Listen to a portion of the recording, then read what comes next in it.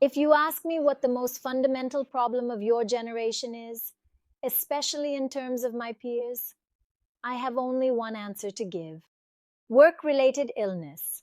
We have been raised with the logic of the industrial revolution since our childhood.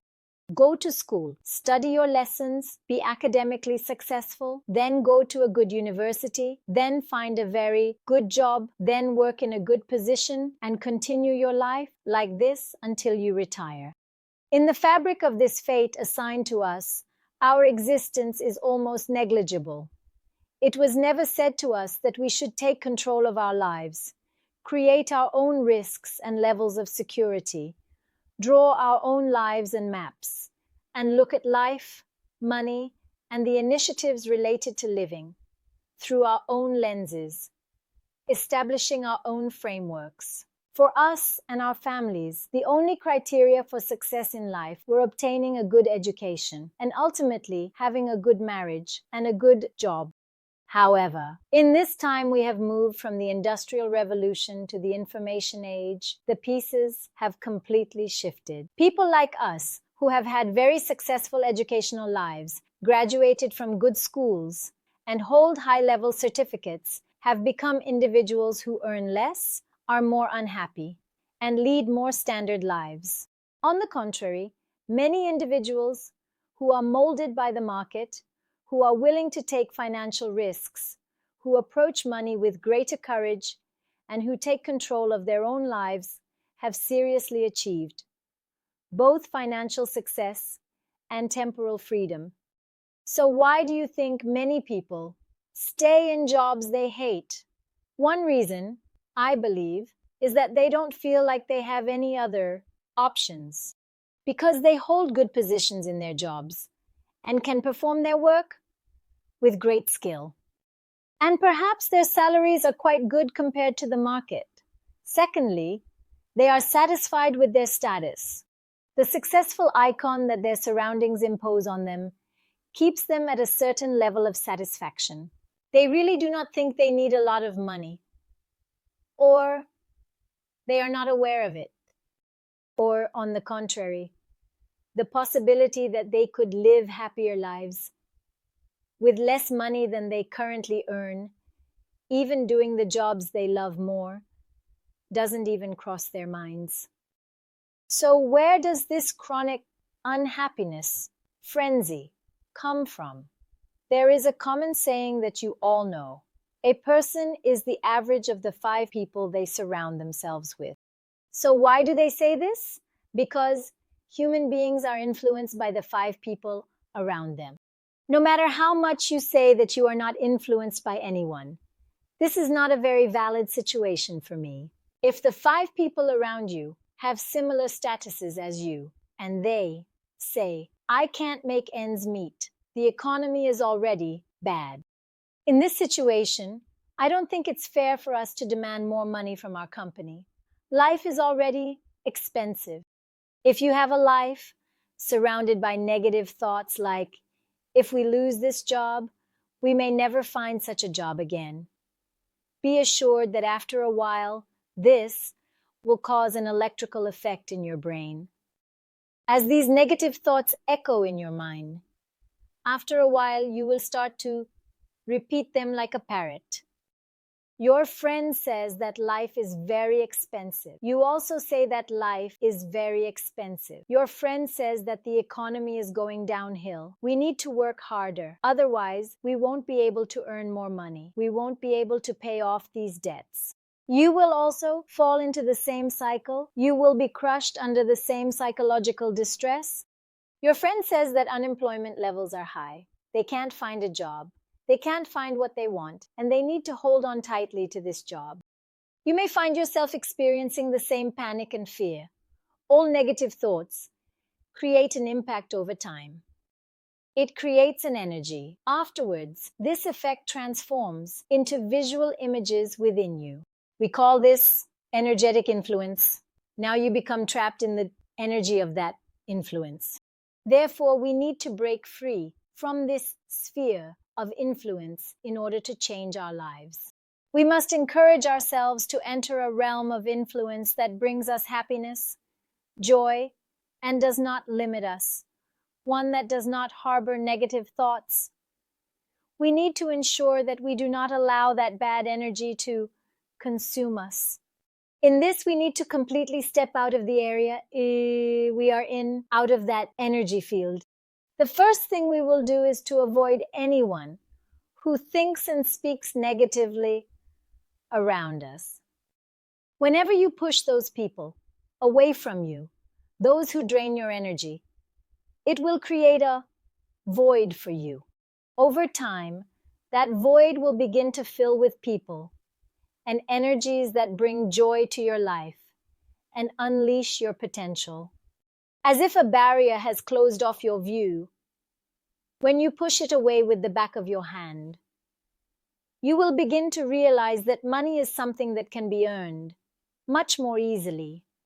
In fact, the choice you are making right now, which is going to work and working at a job you do not like, is actually the hardest way for you to earn money. The fundamental reason for this is the anxiety of facing financial problems inherited from our families. While they pushed us towards life, living, and working, they actually raised us with fears of money by saying, "Oh, my child, stay away from too much money." Therefore, our greatest fear right now is the fear of facing financial problems, whether we are trying to change our jobs or showing the determination to do something we love. However, when that barrier is lifted in front of us, we will see that money is something that can be earned, and that financial problems are actually the most beautiful problems in the world, because it is only by solving financial issues that we can reach a rich life. We realize that we can be happy with less than we think and less than we need, and we believe we deserve a life where money is more accessible. At this point, the most important thing I see in the eyes of those who can break free and create a new positive energy for themselves is courage. It could be a relationship that doesn't bring in enough money, or a job that wastes your talents and time, giving you the power to leave it at that moment. This courage reminds the person that money is not limited, but that their lifespan or time is limited. This courage reminds him that every minute he lives, every minute he breathes, should bring joy. Because while there is a compensation for every penny he cannot earn in this life, unfortunately, there is no compensation for the moments he cannot live. Living a happy life is not really easy for us adults, who have dedicated our years to working and have not dreamed of anything beyond a job. I understand this very well from my own experience. But what we need to do for this is to ask ourselves the first question, to know what makes us happy. I understand very well right now that many of you might say that you don't even know what makes you happy, and there is a great disappointment within you when you hear this. I'm sure of it. Let's set aside blaming our parents or the way life has raised us. It took me years to understand what makes me happy, just like it did for you. As I said, don't worry, you are not alone. In the midst of this chaos and confusion, what I needed most was a little time and a bit of freedom. All I wanted was to get out of that chaos as soon as possible during those periods of crisis, both materially and spiritually. Although this may seem quite negative, this desire to break free has actually brought me to where I am today. So, if you find yourself experiencing these kinds of feelings, I think you should pause before blaming yourself and realize that you are actually on the brink of change. Because life is a journey, and this process is also a journey. This process will show you new ways to earn money. Once you embark on this quest, you will actually start to discover new ideas. Because you may not realize it right now, but the only thing missing in your life is an idea. An idea can change your entire life.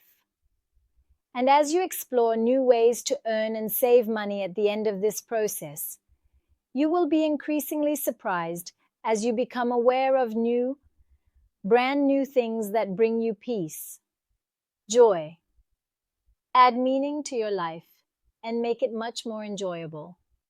You will be glad that day. Even a very simple calculation will take you out of this emotional state and bring you to a completely different conscious thought process. I think you shouldn't skip this. Sit down and really think about what truly makes you happy.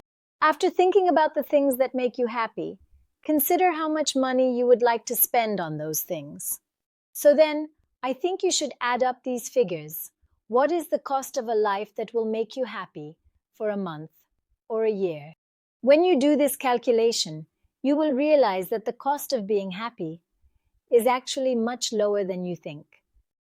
You may earn less, but you will be able to cover all your expenses by doing a job you love, and joy will eventually return to you as a combined effect, and perhaps you will start to gain much more than the things you have given up on now. But no matter how much you earn, you ultimately have only one measure. You will have fulfilled your needs as much as happiness. The fundamental difference now is that you will be working for your happiness. I have met dozens of people who say they are incredibly unhappy working at this job, that they hate being stuck here, yet they do not actually know how much money they need. However, all they need to do is take a close look at their own happy lives. Because when they look, their courage will come, and they will set sail for a new life. They deliberately avoid this close examination.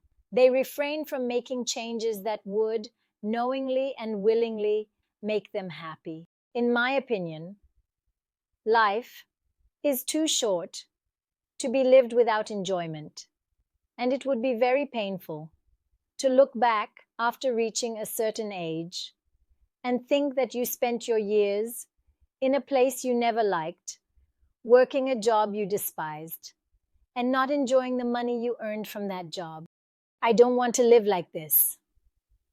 That's why it lies in DLEC, determining the amount that will make everyone happy and redesigning their life accordingly.